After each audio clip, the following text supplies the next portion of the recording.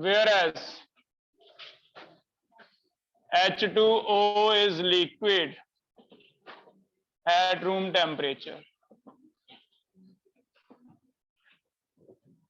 अगर हम वनडरवॉल फोर्स देखें तो H2S का साइज बड़ा है, साइज बड़ा है, मोलर मास ज्यादा है, तो वनडरवॉल फोर्स ज्यादा होएगी। वनडरवॉल फोर्स ज्यादा होएगी तो एक्सपेक्टेड ट्रेंड तो उल्टा लग रहा था, है ना, लेकिन वैसा आ नहीं रहा। मीत सिंह आगे आ जाओ बेटा, थर्ड लास्ट पे आ जाओ, इसके साथ ट्राई करो। क्या आंसर दोगे? एच बॉन्डिंग के बेस पे देना है। किसमें एच बॉन्ड बनता है? H2O में। तो हम कहेंगे H2O लिक्विड बनने का रीजन हो सकता है H2O can form H bonds that is strong intermolecular forces। और हमें पता है भाई सबसे ज्यादा इंटरमोलिकुलर फोर्सेस सॉलिड में होती हैं, उससे कम लिक्विड में होती हैं, सबसे कम किस में होती हैं? गैस में, है ना। आपस में जो फोर्सेस हैं, कहीं 10th में पढ़ा है अपने लोअर क्लास में स्टेट्स ऑफ मैटर चैप्टर में, गैस में तो होती ही नहीं है, इसमें थोड़ी होती हैं, इसमें बहुत स्ट्रॉन्ग होती हैं। तो हम कहेंगे भी intermolecular force H bond strong है वॉन डर वॉल से, जिसकी वजह से स्ट्रॉन्ग इंटरमोलिकुलर फोर्स का मतलब ये लिक्विड बन गया। H2S लिक्विड नहीं बना, वो क्या बन गया? गैस। तो H2O में H बॉन्ड आप ऐसे दिखा भी सकते हो, H2O, दूसरा H2O, तीसरा H2O, ऐसे आपस में क्या बनते जा रहे हैं? H बॉन्ड बनते जा रहे हैं। लेकिन H2S में there are no H bond, है ना। तो there are intermolecular H bond, intermolecular H bonds.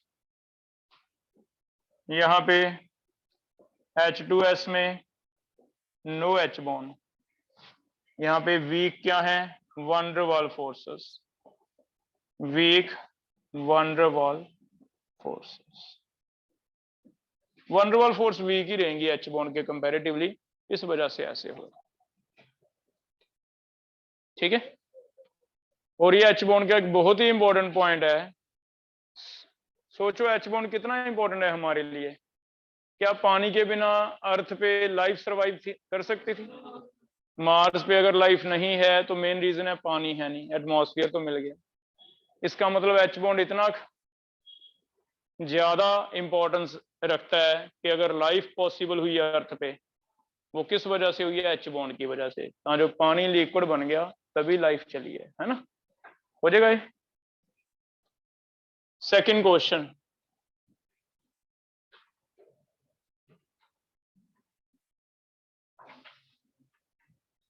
what is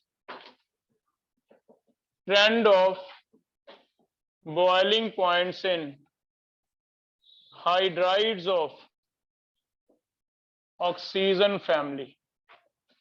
कोई मुझे ऑक्सीजन फैमिली के हाइड्राइड्स बता सकता है? कहीं हमने इनका एसिडिक करैक्टर भी चेक किया था पीरियोडिक टेबल में, H2O, H2S ऐसे बनते हैं ना हाइड्राइड्स। तो हम ऐसे लिखेंगे कि हाइड्राइड्स का मतलब है H2O फिर H2S, ये हाइड्राइड्स होते हैं। H2TeSC, सॉरी पहले सेलेनियम, उससे टेपो, ऐसे किया था याद। फिर आएगा Te, फिर आएगा पीएच। सभी में अगर वन डर वाल फोर्स लें तो बताना नीचे जाते हुए one der Waals force increase होती हैं, क्या लॉजिक दोगे? साइज बढ़ रहा है, साइज बढ़ रहा है तो वन डर वाल फोर्स क्या होंगी?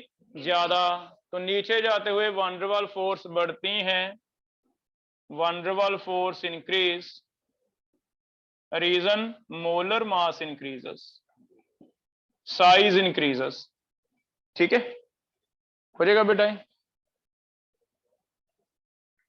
अगर ऐसा है तो बताओ सबसे कम बॉइलिंग पॉइंट किसका एक्सपेक्टेड है? सबसे कम H2O का, है ना।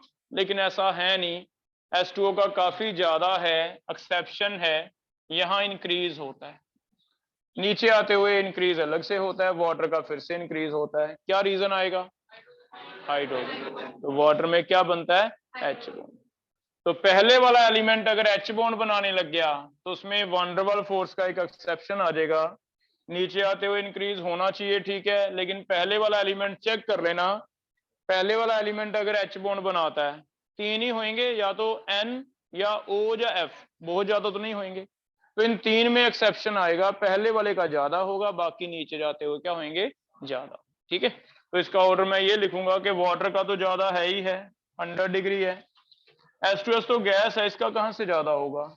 बाकियों का नीचे जाते आते थोड़ा थोड़ा बढ़ता जाएगा।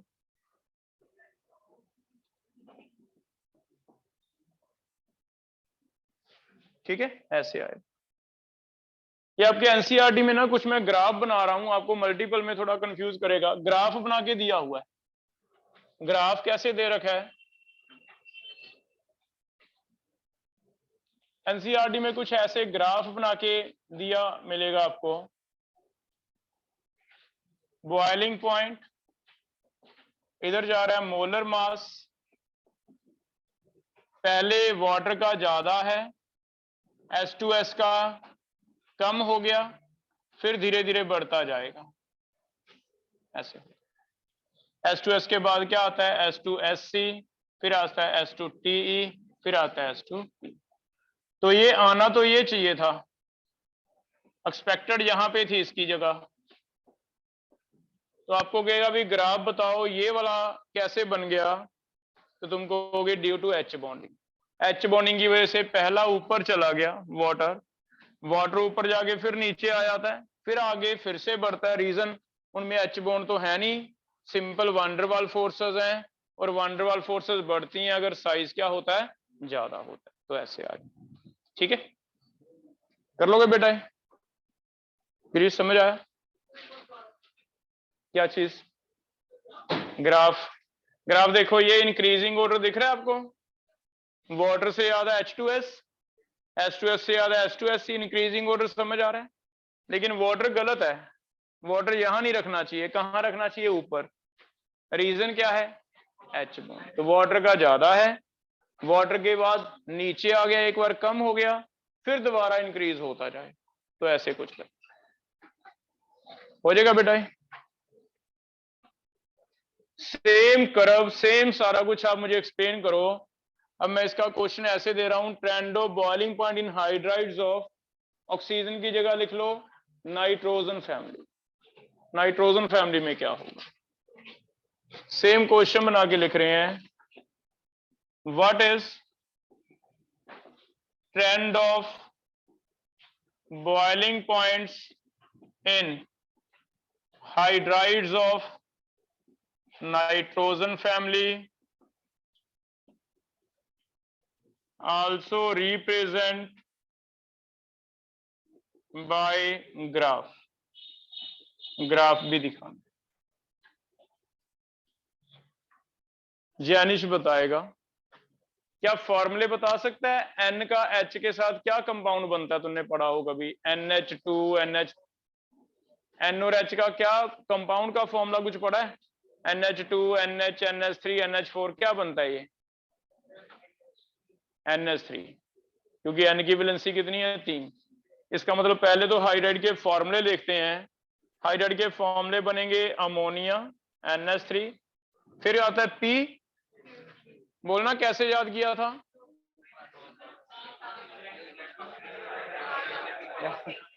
याद है? मुझे तो भूल गया, क्या था? तो nitrogen, phosphorus, arsenic, antimony and bismuth. अगर तो कहता है एक्सपेक्टेड लिखो, तो एक्सपेक्टेड लिखूंगा मैं भी इंक्रीज होना चाहिए, क्योंकि वंडरवॉल फोर्स क्या होती जा रही है? इंक्रीज। लेकिन अगर कहता है एक्चुअल लिखो, तो यहां एक साइन चेंज होगा, बता सकते हो किसका? हाँ, तो पहले का चेंज कर देते हैं। फूल नहीं लेके आए तुम लोग?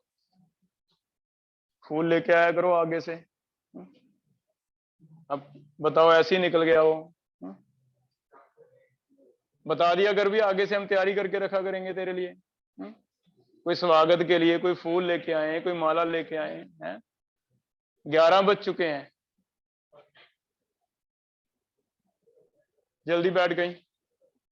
अमोनिया का ज्यादा है PS3 से, आगे क्या करूं? आगे नॉर्मल है आर्सेनिक, एंटीमनी। ये क्या होगा? एक्चुअल। करण बताएगा क्या रीजन है बेटा यहां एक्सेप्शन का, किसमें है? NH3 में H बॉन्ड है, H बॉन्ड होने की वजह से यहां ज्यादा हो रहा है। कर्व ऑलमोस्ट सेम आ जाएगा। बताओ यहां किसकी जगह पे NH3 लिखा जाएगा? वाटर की जगह पे। यहां क्या लिखा जाएगा?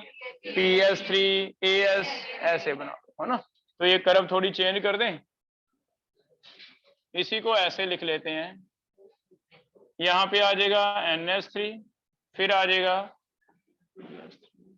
फिर आगे आर्सेनिक, एंटीमनी। हो जाएगा बेटा?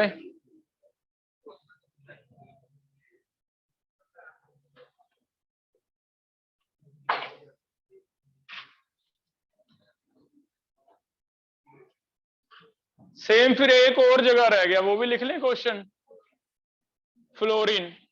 तो थर्ड क्वेश्चन बना लो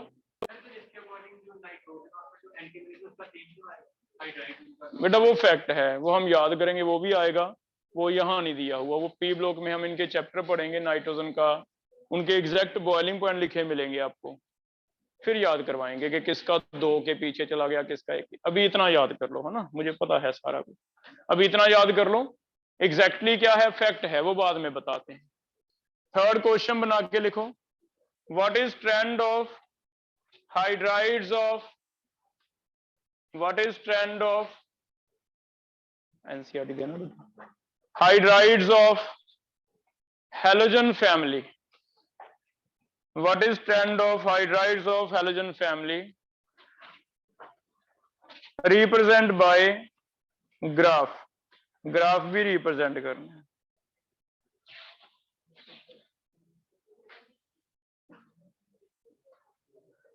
ग्राफ भी रिप्रेजेंट करना है। तो सेम वे में एक एरो कहां चेंज होगा? HF। पहले एक्सपेक्टर लिखो, एक्सपेक्टर लिखो, HF से ज्यादा HCl, HCl से ज्यादा HBr, HBr से ज्यादा HI। पहले लिखो एक्सपेक्टेड, फिर एक साइन चेंज कर लो HF वाला। तो HF से ज्यादा HCl, HCl से ज्यादा HBr, HBr से ज्यादा HI।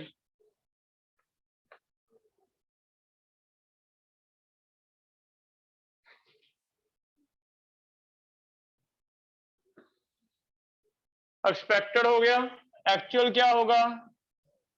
एक्चुअल इज HF का ज्यादा है HCl से, फिर HBr, फिर क्या होगा?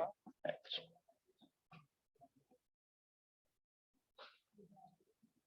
ये एक्चुअल। मान लो स्टेटमेंट 1 आ गया असर्शन का, तो स्टेटमेंट 2 ऐसे लिखा मिलेगा, HF shows H bonding।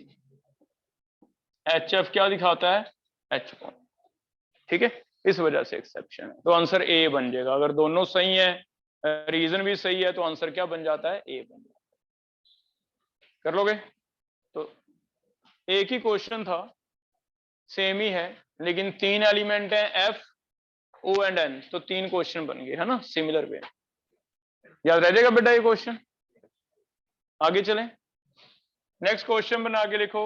Next question is, why molecular mass of acetic acid comes out to be 120 when determined by different methods। Chemistry में कुछ मेथड हैं जिससे हम मॉलिक्यूल के वेपर बना के फिर हर एक वेपर से उसका मोलर मास निकालते हैं। अभी तुम इतना मान के चलो कि 120 क्यों आ रहा है, तो चेक करना क्या इसका मोलर मास 120 है। वैसे कौन निकालेगा इसका मोलर वेट? कैसे निकालते हैं हम? सभी एटम का एटॉमिक वेट ऐड करना होता है। इसके लिए सबसे पहले से कंडेंस फॉर्मूला लिख लो भी। कार्बन कितने हैं? 2। H कितने हैं? O कितने हैं? 2 कार्बन का वेट बोल दो। एक का 12, 2 का 24, 4 H का 4, 2 O का 32, क्या आ गया? 60। लेकिन फिर वो 120 क्यों कह रहा है? तो ये भी H बॉन्डिंग का क्वेश्चन है।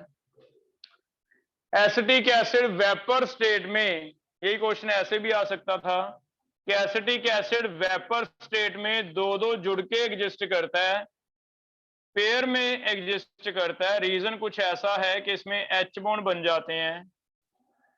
चेक करो क्या कोई ऐसी कंपैटिबिलिटी आ रही है कि आपस में H बॉन्ड बना दें। ये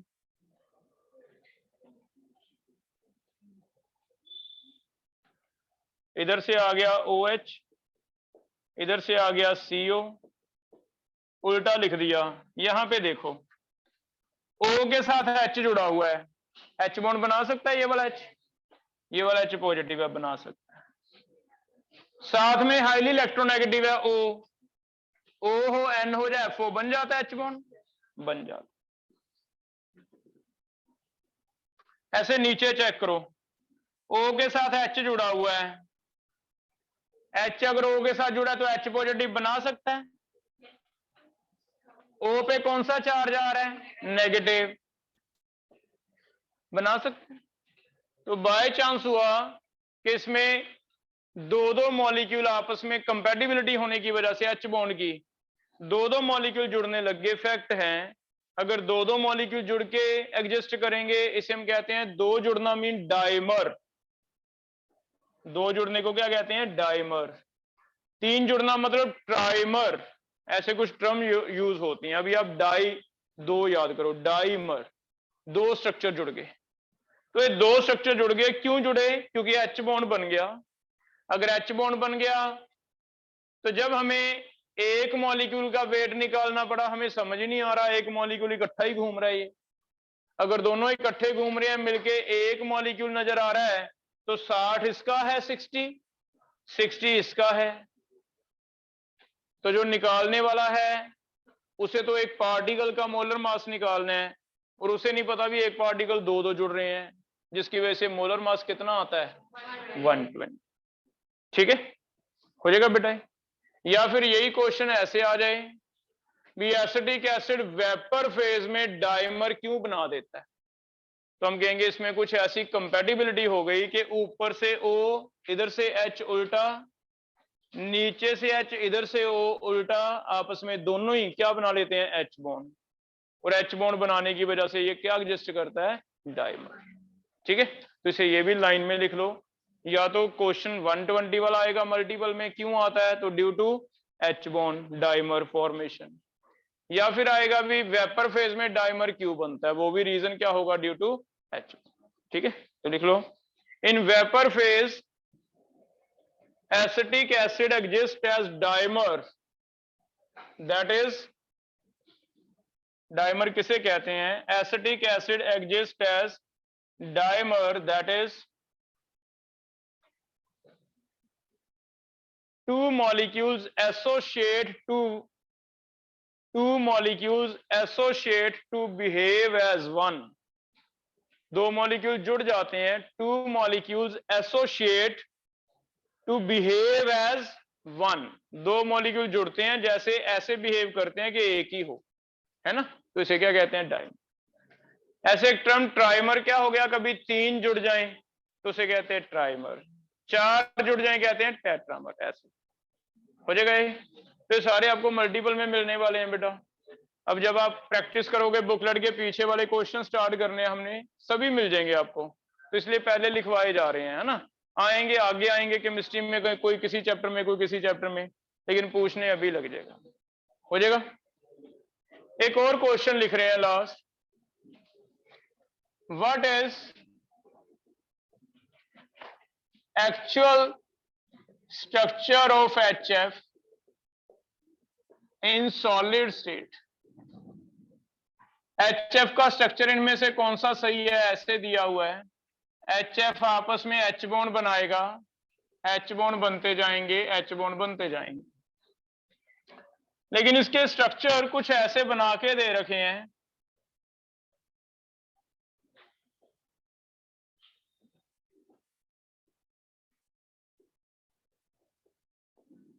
इनमें से प्रीवियस ईयर क्वेश्चन है, एक ही सही माना गया है, सारे सही नहीं माने गए।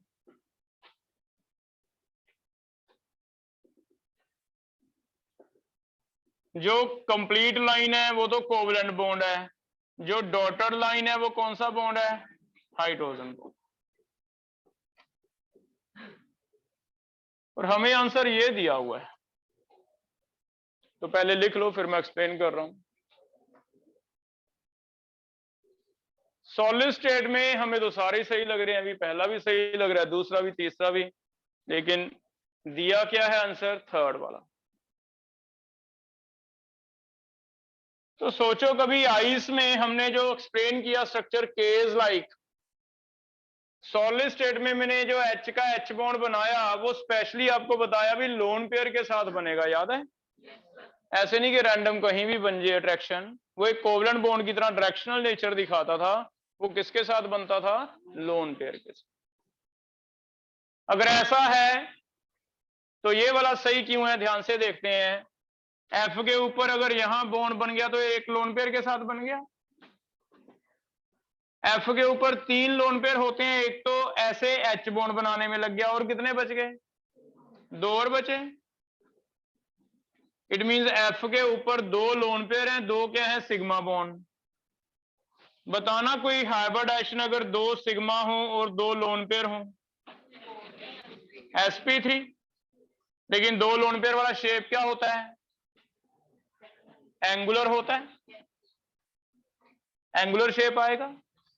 इसमें कुछ ना कुछ बॉन्ड एंगल आएगा जो 109 से कम होगा, याद है?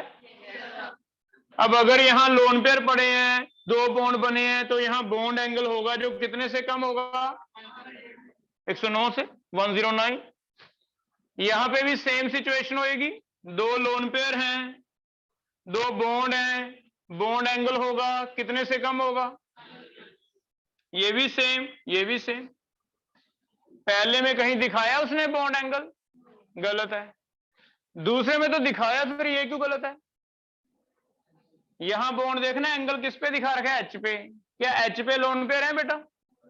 तो क्या H पे बैंड आना चाहिए था?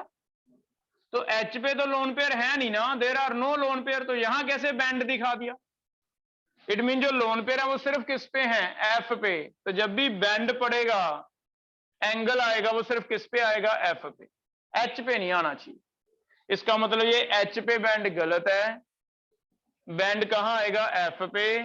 तो पहला बना, दूसरा बैंड F पे, तीसरा ऐसे ऐसे बनेगा। कोई याद रखने के लिए आप कह सकते हो जिग जैग बनता है। जिग जैग जैसे कोई आयनाइजेशन एनर्जीज का हमने ट्रेंड देखा था, जिग जैग वैसा कुछ हो जाएगा। तो सारे आपको क्वेश्चन मिलने वाले हैं प्रीवियस ईयर के, जो अगर मैं आपको नहीं बताऊंगा तो मेरे ख्याल में आपको नहीं आने थे, है ना? क्या ये आप खुद प्रेडिक्ट कर लेते? नहीं कर सकते थे। क्या आपको एक्सेप्शन वाला बॉइलिंग पॉइंट का खुद प्रेडिक्ट होया था? नहीं।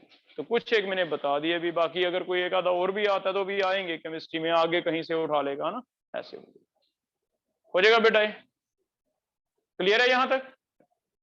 लास्ट लिख रहे हैं, some special cases of H bond. कुछ एक्सेप्शनल केसेस है H बॉन्ड के, जैसे पहला HCN और HCN में H बॉन्ड देखा गया।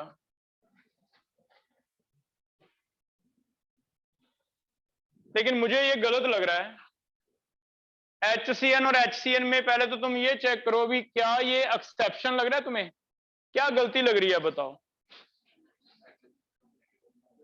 कहां पे गलती लग रही है? क्यों नहीं बनना चाहिए था H बॉन्ड? क्यों वो कह रहा है भी स्पेसिफिक केस है, स्पेशल केस है? यस।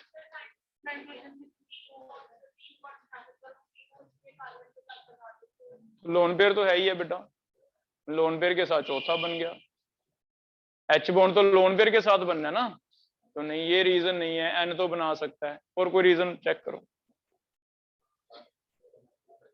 अच्छा ये बताना, क्या ये CH4 और CH4 H बॉन्ड बना सकते हैं? बताओ क्यों नहीं बना सकते? किसके साथ जुड़ा हुआ है? सी के साथ। तो फिर इसीलिए ऊपर वाले में, अब देखो ऊपर वाले में गलती चेक करो, कहां गलती है, सही पकड़ा है। अब बताओ दोबारा से अंशु, क्या गलती है इसमें? H1 क्यों नहीं बनता? हाँ, H must be attached with F O या N, लेकिन H किसके साथ जुड़ रखा है? C के साथ। ठीक है, बात समझ आई? तो पहले तो एक्सेप्शन से पहले तुम तो वैसे ही मान के बैठे हो कि बन गया H बॉन्ड। पहले ये चेक करो भी ये बनना नहीं चाहिए, पहले से ये समझो। समझ आया क्यों नहीं बनना चाहिए? H must be attached with F O या N, लेकिन H किसके साथ अटैच्ड है? C के साथ, है ना। अब मैं इसे एक्सप्लेन कर रहा हूं स्पेशल केस क्यों है।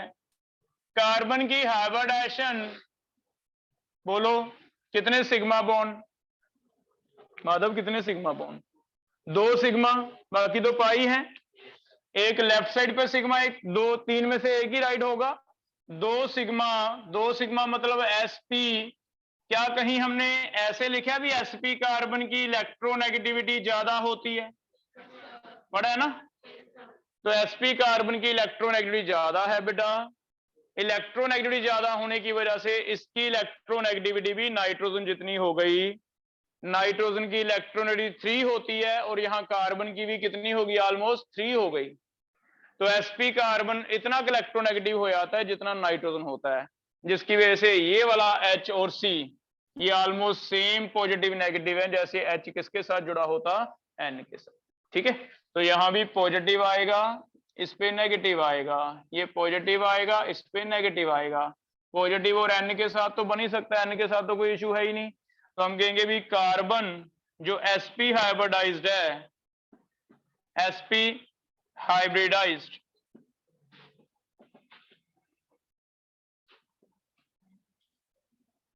will be more electronegative as nitrogen। sp carbon होने की वजह से ये भी इलेक्ट्रोनेगेटिव क्या होगा? ज्यादा होगा। कर लोगे?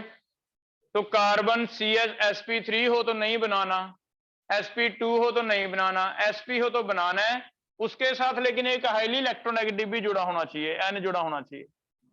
N जुड़े होने से इसकी इलेक्ट्रोनेगेटिव और बढ़ जाती है, क्योंकि हमने ऐसे सीखा था भी कार्बन ने H से इलेक्ट्रॉन छीनने हैं, N छीनेगा कार्बन से। अगर N कार्बन से छीनने लग गया तो N कार्बन को सपोर्ट करने लग गया, N ने कार्बन को खींचा। कार्बन H से इलेक्ट्रॉन ज्यादा खींचेगा, जितना ज्यादा खींचेगा इट मीन उतना ही कार्बन की खींचने की पावर क्या होती जा रही है? ज्यादा। तो इलेक्ट्रोनेगेटिविटी ऐसे भी बढ़ जाती है कि मेरी ताकत है खींचने की, मैं अपना जोर लगा के खींच लूंगा, लेकिन अगर पीछे मुझे सपोर्ट मिल जाए, एक पर्सन ऐसे आ जाए वो मुझे खींचने लग जाए, तो क्या मैं जोर लगा के जो खींचना चाहता हूं वो चीज मैं ज्यादा खींच लूंगा? तो फिर कार्बन में यहाँ 2 केस हो गए। एक तो कार्बन खुद sp है, sp में न्यूक्लियस के क्लोज आ गया, पढ़ा है हमने sp इज मोर इलेक्ट्रोनेगेटिव। एक आगे वाला नाइट्रोजन है, और दोनों ही रीजन से कार्बन ज्यादा इलेक्ट्रोनेगेटिव हो गया, जिसकी वजह से कार्बन पे नेगेटिव ज्यादा, H पे पॉजिटिव ज्यादा। H पे पॉजिटिव उतना ही आ गया जितना H अगर N से जुड़ा हो, या H अगर O से जुड़ा हो, या H अगर F से जुड़ा हो। अगर H पे पॉजिटिव उतना ही आ गया, सेम कंडीशन है, तो फिर F N और O तो इसी वजह से रखे थे ना कि वो H पे पॉजिटिव ज्यादा लेके आते हैं। तो यहां भी H पे पॉजिटिव ज्यादा आ रहा है, इस वजह से एक एक्सेप्शन केस मिलेगा कि HCN ऐसा केस है जिसमें H जुड़ा तो कार्बन से है, लेकिन क्या बनाएगा? H हो जाएगा बेटा। तो एक एक्सेप्शन फीचर याद रखना है, कहीं बुक्स में नहीं लिखा मिलेगा HCN shows H बॉन्ड। कर लोगे बेटा? ठीक है, आगे करें। सेकंड एक और एक्सेप्शन है, हमें कहता है क्लोरीन की इलेक्ट्रोनेगेटिविटी नाइट्रोजन जितनी है, क्लोरीन की भी 3 है। नाइट्रोजन की भी 3 है। फिर क्लोरीन क्यों नहीं बनाता? क्लोरीन और नाइट्रोजन की इलेक्ट्रोनेगेटिविटी दोनों की सेम है, 3 है, लेकिन क्लोरीन H बॉन्ड नहीं बनाता। तो आंसर दिया हुआ है इसका कि क्लोरीन का साइज बड़ा है। Chlorine is having bigger size. Size बड़ा होने की वजह से यह होगा कि क्लोरीन के साथ H के ऊपर पॉजिटिव तो आ गया, नेगेटिव भी आ गया। H के साथ पॉजिटिव नेगेटिव तो आ गए जैसे HF पे आते थे उतने ही, लेकिन क्या हुआ, साइज बड़ा होने की वजह से डिस्टेंस इनमें आपस में H और Cl में डिस्टेंस क्या हो जाएगा बताओ? डिस्टेंस ज्यादा है। और अगर डिस्टेंस ज्यादा होगा तो हमने पढ़ा ये वनडरवाल फोर्सेस बहुत वीक वाली हैं, ये तभी एग्जिस्ट करती हैं अगर क्लोज आए मॉलिक्यूल, दूर दूर है तो एग्जिस्ट नहीं करती। तो यहां डिस्टेंस इतना ज्यादा है जिसकी वजह से फोर्स ऑफ अट्रैक्शन आपने पढ़ी है पॉजिटिव नेगेटिव में, directly proportional to Q1 Q2 inversely to R square. थोड़ा सा भी डिस्टेंस बढ़ गया फोर्स क्या हो जाएगी? वीक। वीक हो जाएगी तो भी उतनी स्ट्रॉन्ग नहीं आती जितना क्या होता है H बॉन्ड। लेकिन नाइट्रोजन का साइज छोटा है, नाइट्रोजन सेकंड पीरियड का एलिमेंट है, क्लोरीन कौन से पीरियड का एलिमेंट है? थर्ड का। 3 शेल है क्लोरीन के साथ, 1 शेल 2 और 3, जिसकी वजह से इसे दूर रहना पड़ेगा। दूर रहना पड़ेगा तो नेगेटिव पॉजिटिव तो थे सफिशिएंट, लेकिन ये दूरी जो बढ़ गई इस वजह से अट्रैक्शन क्या हो गई? कम। अट्रैक्शन कम होगी तो उतनी नहीं है कि ये क्या बना सके? H bond. ठीक है, तो यहां लिखेंगे साइज क्लोरीन का बिगर है, इस वजह से क्लोरीन H बॉन्ड नहीं बनाता, नाइट्रोजन बना लेता। तो ये क्वेश्चन ऐसे मिलेगा, तुम्हें कंफ्यूज करेगा, तुम्हें कहेगा भी नाइट्रोजन का पॉलिंग स्केल पे 3 है, क्लोरीन का भी पॉलिंग स्केल पे 3 है, लेकिन क्लोरीन का बनाते नहीं H बॉन्ड। तो तुम आंसर दोगे भी साइज बड़ा है, डिस्टेंस ज्यादा हो जाता है। डिस्टेंस ज्यादा होने की वजह से फोर्स वीक पड़ जाएगी तो H बॉन्ड इसके नहीं बनते। हो जाएगा बेटा? लेकिन यहां खत्म नहीं हुआ, लास्ट है फिर से इसका exception.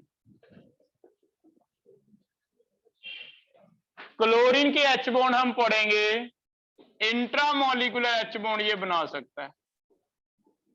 Intramolecular H bonds are formed by chlorine। कहीं इंट्रामोलिकुलर H बॉन्ड आ जाए, जैसे ये एक मॉलिक्यूल है, ऑर्गेनिक में हम पढ़ेंगे एक कार्बन पे 2 OH हैं, एक H और पीछे कार्बन पे 3 Cl हैं, CCl3 3 Cl बेटा एक कार्बन पे, 4 पूरा सभी कार्बन का। दूसरे कार्बन पे 2 क्या है? OH। O के साथ H लगा है, बताना क्या ये H बॉन्ड बनाने के काबिल है? H जुड़ा हुआ है F से, H जुड़ा हुआ है O से, या H जुड़ा हुआ है N से, तो बना सकता है। H क्या है? पॉजिटिव। Cl पे क्या है? नेगेटिव। H और Cl में क्या बना दिया? H bond. लेकिन अभी तो मैंने कहा अभी बनना नहीं चाहिए, बना रहे हैं। रीजन इंट्रा है, इंट्रा में डिस्टेंस ज्यादा हो ही नहीं सकता, क्योंकि ज्यादा से ज्यादा 2 कार्बन का बॉन्ड है और 2 कार्बन के बॉन्ड में डिस्टेंस मिनिमम फिक्स्ड है ना, इससे ज्यादा तो हो नहीं सकता डिस्टेंस। अगर तो वो फ्री थे फिर तो वो फैल गए, दूर दूर चले गए। अब कौन सा वो अलाउड है दूर जाने के लिए? वो बाउंड है, इतना डिस्टेंस ही रहेगा, इससे ज्यादा जा नहीं सकता जितना एक कार्बन कार्बन का बॉन्ड डिस्टेंस है। मान लो एक कार्बन कार्बन का बॉन्ड डिस्टेंस मान लो 400 पिकोमीटर है, तो 400 पिकोमीटर के अंदर अंदर ही रहेंगे। अब अगर अंदर रहेंगे तो जो डिस्टेंस वाला रीजन था वो खत्म हो गया। क्लोरीन मैंने पहले ही बताया भी क्लोरीन पे नेगेटिव तो सफिशिएंट होता है, वो नेगेटिव H पॉजिटिव को खींच सकता है। डिस्टेंस वाला इश्यू रहा नहीं, क्योंकि इन्हें क्लोज रहना पड़ेगा, इनकी मजबूरी है, क्योंकि एक ही कार्बन का बॉन्ड है, उसी पे दोनों लगे हैं, इधर से OH लगा इधर से ये लगा, जिसकी वजह से यहाँ इंट्रामोलिकुलर अगर होता है तो फिर क्लोरीन का डिस्टेंस वाला रीजन खत्म हो जाता है। उसे फायदा हो जाता है कि वो तो साथ साथ कार्बन पे आएगा ही आएगा। अगर साथ साथ एटम पे आएगा तो डिस्टेंस ज्यादा नहीं होगा, डिस्टेंस ज्यादा नहीं होगा तो फिर क्लोरीन है तो नाइट्रोजन जितना ताकतवर, नेगेटिव उतना ही है, जिसकी वजह से यहाँ कौन सा बॉन्ड बन जाता है? H bond. तो ऑर्गेनिक में इंट्रामोलिकुलर H बॉन्ड कई जगह आपको मिलेंगे, क्लोरीन के रीजन ये होगा कि इसमें डिस्टेंस कम होता है। ठीक है, मेन चीज कहानियों से ज्यादा, ध्यान दो, कहानियों से ज्यादा फैक्ट हैं। तुम्हें क्वेश्चन आएगा भी बताना HCN में होता है नहीं होता, तो हम कहेंगे होता है, एक्सेप्शन है। इसमें होता है नहीं होता, होता है, एक्सेप्शन है। कहानी सिर्फ याद रखने का एक मेथड है, नहीं याद रहती तो रटो कि एक्सेप्शन है, इसमें बनता है और इसमें बनता है। बात समझ आई? यहां तक एक्सप्लेनेशन समझ आती है, ठीक है। नहीं तो हमें तो क्वेश्चन आएगा भी 4 ऑप्शन देके चारों में से पूछे बताना किसमें H बॉन्ड है, उनमें से ना तो कहीं F है, ना N है, ना O है, लेकिन HCN दे दिया, हम कंफ्यूज हैं, तो किसी में भी नहीं बनता। तो तुम्हें बता दिया एक एक्सेप्शन भी HCN में बनता। कहां इंट्रामोलिकुलर H बॉन्ड बनता है, ना तो F है, ना N है, ना O है, तो क्लोरीन में बना होगा क्योंकि वो इंट्रा है। तो आपको मेन तो ये चीज याद रखनी है, क्वेश्चन आंसर तो ऐसे बने हो जाएगा बेटा। तो ये 2 पॉइंट याद रखने हैं, HCN वाला और क्लोरीन वाला। कब? जब ये बनता है। इसका एक नेम लिख लो, ये मॉलिक्यूल का एक नेम है क्लोरल हाइड्रेट, इसे कहते हैं क्लोरल हाइड्रेट। और ये भी हमें ऑर्गेनिक में बहुत अच्छा क्वेश्चन मिलेगा। ये हमें कहां से पता चला? ऑर्गेनिक में एक और कहानी आएगी, कार्बन के ऊपर कभी भी 2 OH आ जाएं तो वैसे तो वो स्टेबल नहीं होता, क्योंकि 2 OH में से एक OH क्या निकल जाता है? वाटर। कभी भी स्टेबल नहीं होता। तो ऑर्गेनिक में हमने पढ़े हैं भी एक कार्बन पे कभी 2 OH आ जाए, 2 ओल नहीं हो सकते, एक ही हो सकता है, हमेशा क्या निकल जाएगा? वाटर। CCl3 CH, एक O का H निकल गया, एक कार्बन का, एक बॉन्ड O का कम हुआ, एक कार्बन का कम हुआ, तो दोनों में डबल बॉन्ड बना सकते हो। ठीक है, जब भी कार्बन पे 2 OH आएंगे हमेशा क्या निकलेगा? वाटर। याद रखो, ऑर्गेनिक में दोबारा पढ़ेंगे हम। 2 OH कभी भी स्टेबल नहीं होते, क्योंकि एक OH एक H वाटर निकल के ये बन जाता है, लेकिन यहां नहीं बना। सिर्फ इस केस में हम वेट करते रहे भी वाटर निकलेगा, वाटर निकलेगा, लेकिन निकला नहीं। निकला नहीं मीन्स OH कहीं ना कहीं तो बाउंड हो गया। फिर इस पे जब रिसर्च की तो पता चला भी OH इसके साथ बॉन्ड बना के बैठा है, नीचे वाला इसके साथ बॉन्ड बना के बैठा है, ये तो इकट्ठे ही नहीं आ रहे। अगर इकट्ठे नहीं आ रहे तो ये चीज हो ही नहीं रही कि वाटर निकले। तो फिर ऐसे एक्सपेरिमेंटल फैक्ट होते हैं भी बाकी हर जगह वाटर निकलता था, इसमें क्यों नहीं निकल रहा।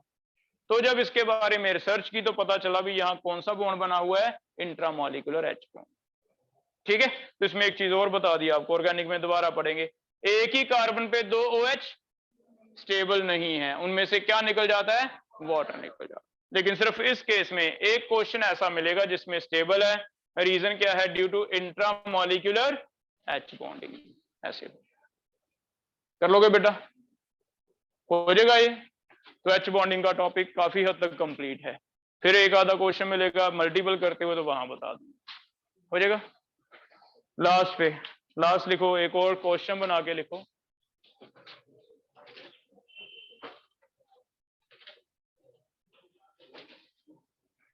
तुम बताओ, नहीं बताते? मुश्किल लग रहा तो कम पढ़ा लेते हैं, है ना। मेरे तो इजी था बेटा कि मैं तुम्हें बताता H बॉन्ड 2 तरह का, इंट्रो और इंट्रा, बाकी तुम पढ़ो, है ना। बताओ मेरे लिए क्या इजी था? यही इजी था। फिर भी हम तुम्हें सारी चीजें बता रहे हैं, रीजन हम चाहते हैं तुम सिलेक्शन लो अच्छा सा, तुम्हारा रैंक आए, क्योंकि सारे क्वेश्चन कहीं ना कहीं IIT में, JEE में, नीट में पूछे गए हैं, और ऐसे नहीं है कि तुम खुद कर पाओ। कोशिश करते हैं कि DPPs दे दें, इधर से क्वेश्चन जो अजीब से हैं पूछे गए हैं बता दें तुम्हें, क्योंकि क्वेश्चन नॉर्मल बहुत रेयर है कि पूछे, बहुत रेयर है कि तुम्हें सीधा आज भी बताना हाइब्रिडाइजेशन वाटर का क्या है। इतना इजी नहीं है नीट और JEE, है ना। तुम्हें पूछेगा बॉन्ड एंगल क्यों फर्क पड़ गया OH2 में और OF2 में, तो याद है F इलेक्ट्रोनेगेटिविटी वाला टॉपिक पर। तो इसलिए तुम्हें मैक्सिमम कोशिश करते हैं कि क्वेश्चन लिखवा दें, DPP दे दें, याद करना तुम्हारा फर्ज है ना, जितना हो सकता है मैक्सिमम। एक बार में नहीं होगा, 2 बार में होगा, 3 बार में होगा, 100 नहीं होगा, 90% होगा, 80% होगा। IIT एडवांस में पता है कितने से सिलेक्शन हुई है इस बार? अगर किसी के केमिस्ट्री में टोटल दोनों पेपर के मिला के 50 नंबर बन गए तो उसका रैंक गया है सीधा 3000, 2000 ऐसे। मैथ में किसी के 15-20 नंबर बन गए तो उसका रैंक फिर से 3000, 2000। और अगर कोई मैथ में 40-50 मार गया तो रैंक फर्स्ट है आईटी एडवांस में। इट मींस सिर्फ 30% 40% कट ऑफ चल रही है एडवांस की। तो हम लिखे जा रहे हैं, तुम्हें लगेगा अभी याद कैसे होंगे, कोई बात नहीं, 30-40% हो जाएगा, 30-40 भी कराओगे हमारा रैंक फर्स्ट आने वाला है। 30-40% भी केमिस्ट्री अटेम्प्ट कराओगे तुम्हारा रैंक तो बहुत अच्छा आने वाला है। तो इसलिए बेटा लिखते जाओ, कोशिश करते जाओ याद करने की। परसेंटेज ऐसी चल रही है, बहुत ज्यादा मुश्किल नहीं है ना, हमें जितने के लेने हैं उतने तो हम ले ही लेंगे, ठीक है। तो एक टॉपिक और करवा दें अभी, लास्ट एक लिख लो। What are ion dipole and ion induced dipole? What are ion dipole and ion induced dipole? Intermolecular forces, intermolecular forces। हमने वान डेर वाल में 3 तरह के तो पढ़ लिए थे, पहले वो जो 3 तरह के पढ़ लिए थे वो चेक कर लेते हैं एक बार। पहला हमने पढ़ा कौन सा, डायपोल डायपोल। सेकंड पढ़ा डायपोल इंड्यूस डायपोल।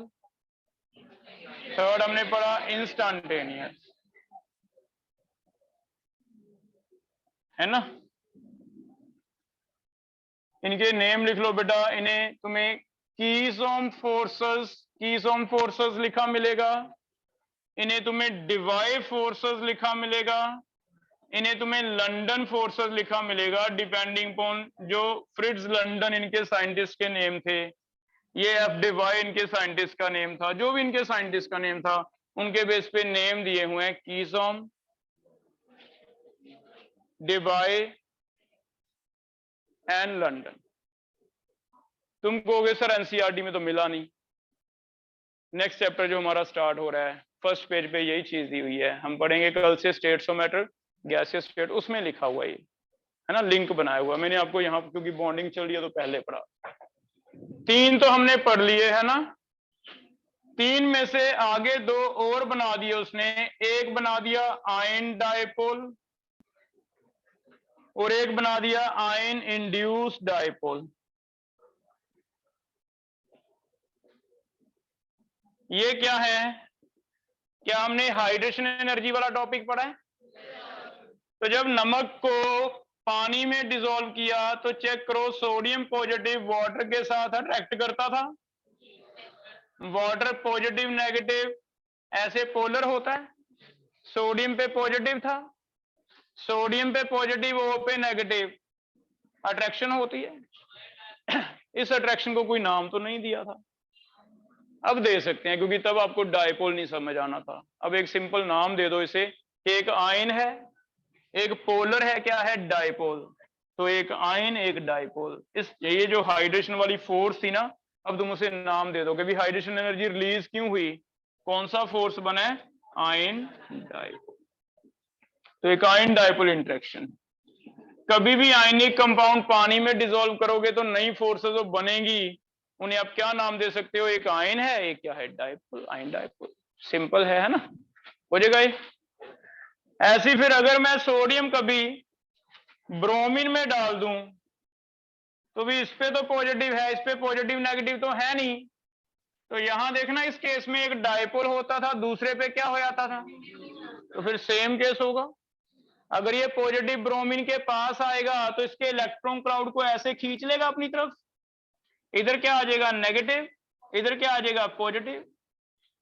तो इसने आयन ने इस पे डायपोल इंड्यूस कर दिया, इंड्यूस कर दिया तो क्या बन गया, आयन इंड्यूस्ड।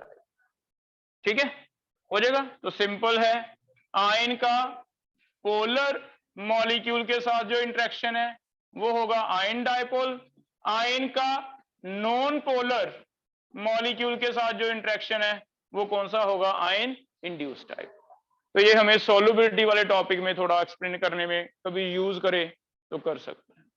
इट मींस हो सकता है टोटल 5 तरह की फोर्सेस दे दे वान डेर वाल में, 3 तो एनसीईआरटी में दी हैं, 2 ऐसे नेम यूज कर रखे हैं, एक जगह नहीं लिखे, कहीं हाइड्रेशन एनर्जी में यूज कर रखा है, कहीं ऐसे यूज कर रखा है, तो टोटल 5 याद कर लो भी, कोई मुश्किल तो है नहीं, है ना।